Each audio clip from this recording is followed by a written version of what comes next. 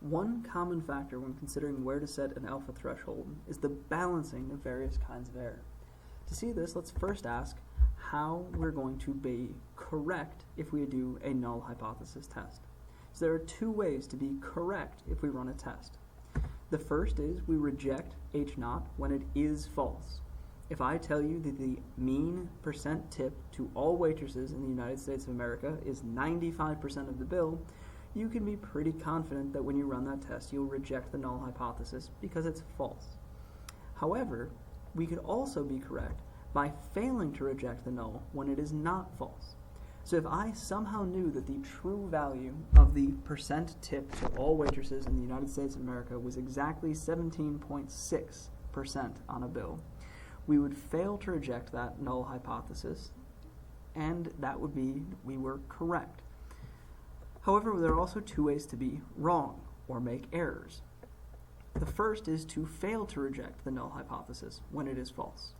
You could imagine that under some odd circumstances, if I give you the null hypothesis that the mean tip of all waitresses in the United States of America is 95% of the bill, that under some very odd conditions, we might fail to reject that null hypothesis. This would obviously be a mistake. However, we can also reject the null hypothesis when it is not false. Under those same conditions, we might imagine that occasionally, just by chance, we're going to get some odd values.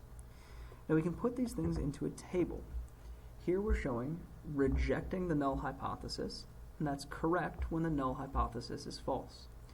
Failing to reject when H0 is true is correct. However, on these off-axis, we see two different types of error. I will never ask you which type of error is which. Every time I need to know, I run to Wikipedia and look it up. There are questions in the homework that deal with these types of error, and it's important to remember that this terminology exists so that you can go look it up. However, I may ask you about different ways to be wrong, and in that case, text-based descriptions like these are perfectly acceptable. Increasing your alpha increases the risk of type 1 error. That is, by making a higher alpha threshold, we require a lower standard of evidence in order to reject our null hypothesis, which means we will accidentally and incorrectly reject our null when it is true more often. However, decreasing our alpha risks an increase in type 2 error. This can be more clearly seen when we talk about power in the next video.